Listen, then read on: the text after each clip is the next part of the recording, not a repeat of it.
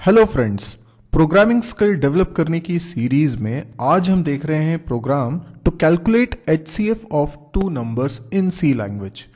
तो आइए इस प्रोग्राम को समझने से पहले क्योंकि हम लोग यहाँ पे सिर्फ प्रोग्राम बनाना ही नहीं देख रहे हैं, हम यहाँ पे ये भी समझ रहे हैं कि किसी प्रोग्राम को बनाने की अप्रोच क्या होनी चाहिए जिससे कि जो बिगिनर्स हैं उन लोगों को हेल्प मिल सके। तो सबसे पहली टिप तो मेरी ये है कि जब भी आप कोई प्रोग्राम को बनाते हैं पहले तो आप प्रोग्राम को अच्छे से पढ़िए कि आपको बनाना क्या है। जैसे कि यहां पे लिखा है कि write a program to calculate HCF of two numbers. इसका मतलब यह हुआ कि पहले आपको यह पता होना चाहिए कि एचसीएफ क्या होता है। साफ साफ लिखा हुआ है कि एचसीएफ ऑफ टू नंबर्स, इसका मतलब मुझे दो नंबर्स की जरूरत पड़ेगी जिनका मुझे एचसीएफ कैलकुलेट करना है। तो हमें एक तो यह समझना है कि एचसीएफ क्या है। एक बार अगर हमें ये क्लियर हो जाए कि एचसीएफ क्या है, जो कि आई एम श्योर आप सभी को पता है कि इसका फुल फॉर्म क्या है और आपने इसे ज़रूर पढ़ा होगा, लेकिन फिर भी मैं ये मानता हूँ कि कई सारे लोग भूल गए होंगे कि एचसीएफ क्या होता है और इसको किस तरीके से निकाला जाता है। तो एक बार हम उसको रिवाइज ज़रूर करेंगे, ये बहुत इंपॉर्टेंट है।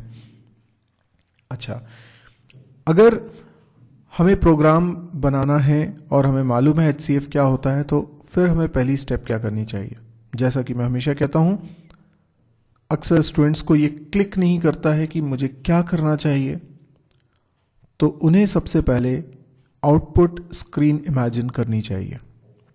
यानी मान लीजिए प्रोग्राम बन चुका है, आउटपुट स्क्रीन आपके सामने है, यूजर क्या देखेगा, तो हम इसको इमेजिन करेंगे तो हमें इससे हेल्प मिलेगी कि हमें प्रोग्राम में क्या लिखना है।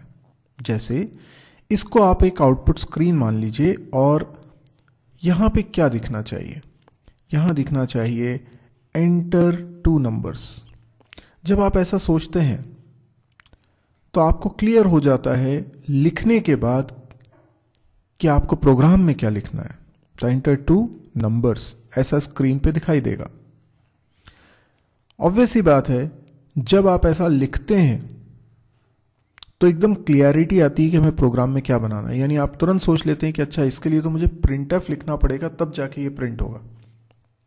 फिर यूजर कुछ नंबर एंटर करेगा। फॉर एग्जांपल यूजर ने एंटर किया 6, यूजर ने एंटर किया 4, तो हमें समझ में आया कि यार यहां स्कैनफ यूज होगा, तभी जाके 6 और 4 एंटर हो पाएगा। उसके बाद क्या होगा, उसके बाद एक लाइन प्रिंट होनी चाहिए HCF इज, और क्या, इन दोनों का HCF जो कि आएगा 2। ठीक है, तो ये हमारा आउटपुट स्क्रीन है। देखिए, कोई भी प्रोग्राम बनाने से पहले अगर आपको आउटपुट समझ में आ गया है कि इस तरीके से कुछ आउटपुट आने वाला है, तो आपका प्रोग्राम बनाना बहुत आसान हो जाएगा। यानी आपको समझ में आ गया कि मुझे प्रिंटफ लिखना है, स्कैनफ लिखना है, और ये HCF इज 2 प्रिंट कराने के लिए भी मुझे प्रिंटफ लिखना है। लेकिन HCF की वैल्यू 2 कैसे आएगी, तो इसका मतलब बीच में मुझे कुछ लॉजिक बनाना पड़ेगा। तो पहले जितना हमको समझ में आया हम उतनी कोडिंग तो करें।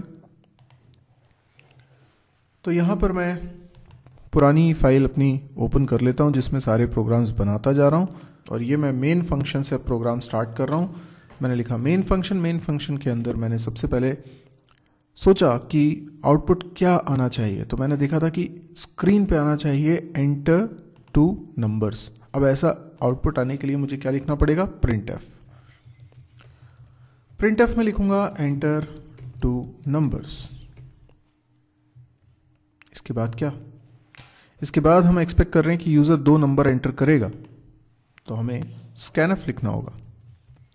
स्कैनफ में %d 2 बार लिखेंगे, और जैसे ही हम इसको लिख रहे थे हमें क्लिक करा कि अरे यहां तो किसी वेरिएबल का नाम लिखना पड़ेगा। तो वेरिएबल तो हमने बनाया नहीं, तो चलो पहले वेरिएबल बनाते। तो 2 वेरिएबल्स मैंने a और b बना लिए, और यहां पर लिख दिया address of a, address of b।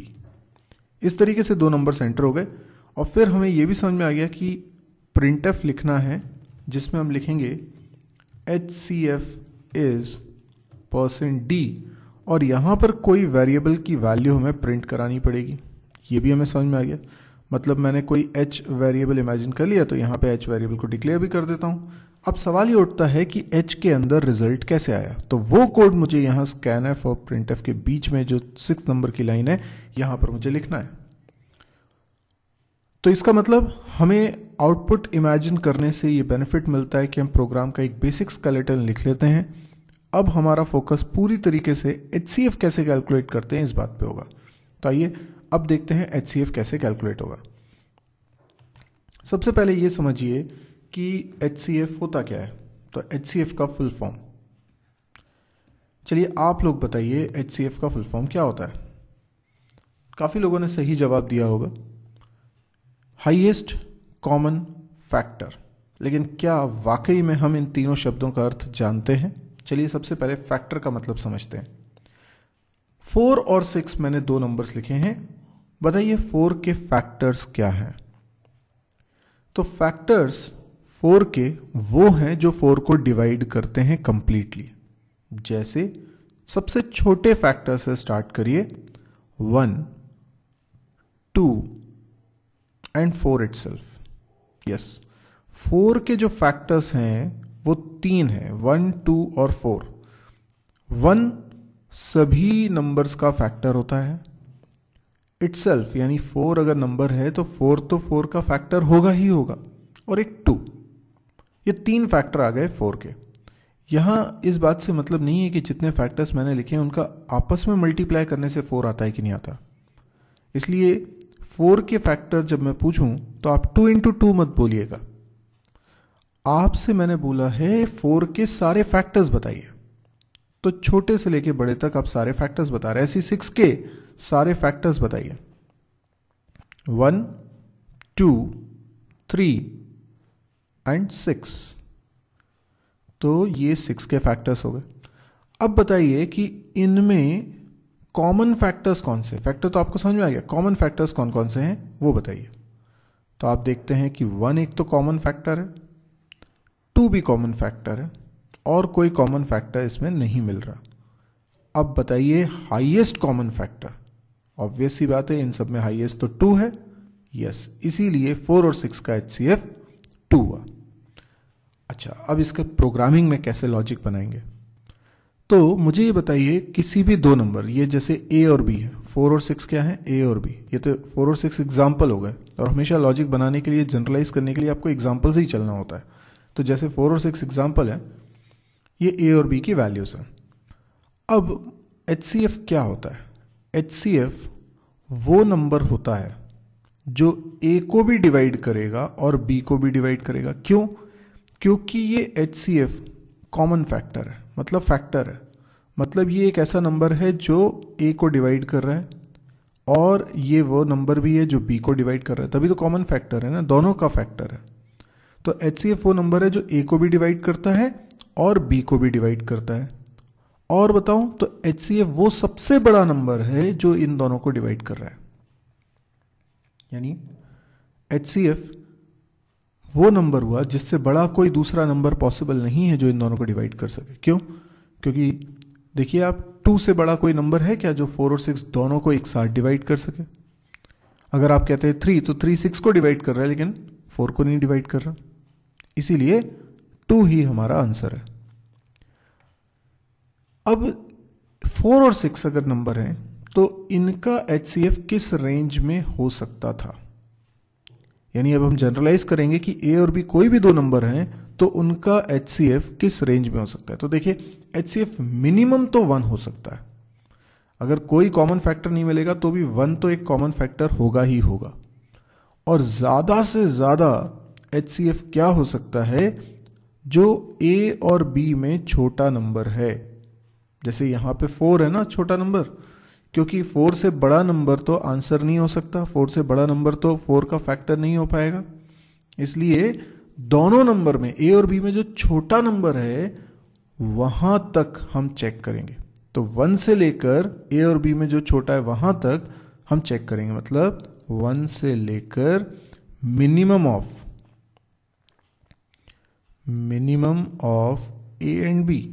अब A और B में जो भी मिनिमम हो वहां तक हम एक एक नंबर को चेक करेंगे। ये हमारी H की पॉसिबल वैल्यूज हैं। आइए देखते हैं इसको कैसे कोड करेंगे। तो सबसे पहले तो हमें ये करना है कि h के अंदर a और b में से जो छोटा है वहां तक हमें चेक करना है ना। तो a और b में कौन सा छोटा है? a अगर छोटा है b से तो सेलेक्ट हो जाए a, क्योंकि ये छोटा है, और नहीं तो b। जो सेलेक्ट हो वो किस में चला जाए? तो उसके लिए एक वेरिएबल h में असाइन हो जाए। अब देखिए, मुझे हाईएस्ट कॉमन फैक्टर निकालना है। a को अगर h ने डिवाइड कर दिया, h क्या नंबर है? 1 से लेके minimum of a and b की रेंज में कोई नंबर है। तो a को अगर h ने डिवाइड कर दिया और b को भी h ने डिवाइड कर दिया कंप्लीटली, मतलब इसका रिजल्ट भी 0 आए और इसका रिजल्ट भी 0 आए। अगर ये दोनों 0 आ जाएं, है ना, दोनों के बीच में एंड लगाना पड़ेगा। तो दोनों अगर 0 आ जाएं तो मुझे एक ऐसा नंबर मिल गया जो a और b दोनों को डिवाइड करता है। पर ऐसा नंबर तो 1 भी हो सकता है, ऐसा नंबर 2 भी हो सकता है। तो फिर आप हाईएस्ट कॉमन फैक्टर किसको बोलेंगे? जो पहले मिल जाए, मुझे पहले मिल जाए, मतलब मुझे तो बड़े से बड़ा नंबर चाहिए। तो ठीक है, मैक्सिमम पॉसिबिलिटी से लूप को स्टार्ट करते हैं और मिनिमम पॉसिबिलिटी की तरफ जाते हैं। तो a और b में जो मिनिमम है वहां से हम स्टार्ट करेंगे, इसलिए मैंने h के अंदर जो वैल्यू रखी है वो a और b में जो मिनिमम है वहां से स्टार्ट करिए। अब यही चीज आप लूप के अंदर भी लिख सकते थे, जैसे मैंने लिखा फॉर, देखिए, और मैंने इनिशियलाइजेशन की जगह पे क्या लिख दिया है? h में असाइन करवा दिया है a और b में जो मिनिमम है। अब h की वैल्यू जब तक ग्रेटर देन इक्वल टू 1 है, यानी 1 से बड़ी या 1 के बराबर है, तब तक लूप चलाएंगे और h की वैल्यू को हर बार डिक्रीज करते जाएंगे। यहाँ कैसे कैलकुलेट करेंगे? यदि a को h से डिवाइड करने पर रिमाइंडर 0 आए एंड b को डिवाइड करने से, h से डिवाइड करने से अगर 0 आ जाए, दोनों 0 आ गए, दोनों से डिवाइड हो गया, तो क्योंकि हम बड़े से छोटे की तरफ लूप को चला रहे हैं तो सबसे पहले वो नंबर मिलेगा जो सबसे बड़ा फैक्टर होगा, बड़ा कॉमन फैक्टर होगा। तो बस इसके बाद हम कर दें ब्रेक और बाहर निकल के हम आंसर बोल दें। आंसर तो हमारे पास h में आ ही चुका है, तो प्रिंट एफ जो लिखा हुआ है वो h की वैल्यू प्रिंट कर देगा। एक बार इसको रन भी करके देखते हैं। पहले हम 4 और 6 के लिए ही इसको चला के देखेंगे। जैसे कि ये 2 नंबर एंटर करने को कह रहा है, जैसा हमने एक्सपेक्ट किया था। अब मैंने नंबर एंटर किया 4 और 6, तो देखिए आंसर क्या आ रहा है? 2 आ रहा है। बिल्कुल सही है। कोई भी 2 नंबर आप एंटर करिए, आप देखेंगे उसका आउटपुट आ जाएगा। जैसे मैंने नंबर एंटर किया 36 और 24, तो देखिए 12 इनका कॉमन फैक्टर, बिल्कुल सही है, 12 के टेबल में ये दोनों आते हैं। तो इस तरीके से हमने HCF निकालना भी सीख लिया। अब आपको अगर ये प्रोग्राम समझ में आया हो तो आप इसे प्लीज़ लाइक करिए, और यदि आपको लगता है कि इस तरह के और वीडियोस देखने में आप इंटरेस्टेड हैं तो आप इस चैनल को भी सब्सक्राइब करिए। आप मेरी वेबसाइट को ज़रूर विजिट करिएगा, www.mysirji.com। इस वेबसाइट पे आपको C, C++, जावा, PHP, data structure, programming exercise, DBMS और कैंपस प्रिपरेशन से रिलेटेड बहुत सारे वीडियोस मिलेंगे, और डेली उसमें वीडियोस अपलोड होते हैं। आज की डेट में मैं 2 वीडियोस अपलोड कर रहा हूं जब ये लेक्चर रिकॉर्ड कर रहा हूं। हो सकता है कि आगे चल के मैं ज़्यादा वीडियोस अपलोड कर पाऊँ, पर आप जब भी इस वेबसाइट को ओपन करते हैं तो आपको उसमें कुछ नया कंटेंट हमेशा मिलता है, और जो आपके बहुत काम का हो सकता है। एक तो ये वीडियो सारे के सारे फ्री हैं, दूसरा ये हिंदी में, तो आप समझ सकते हैं कि कई लोगों के तो ये बहुत काम का है। तो अगर आपको लगता है कि ये आपको समझ में आ रहे हैं तो बहुत लोगों के समझ में आएंगे।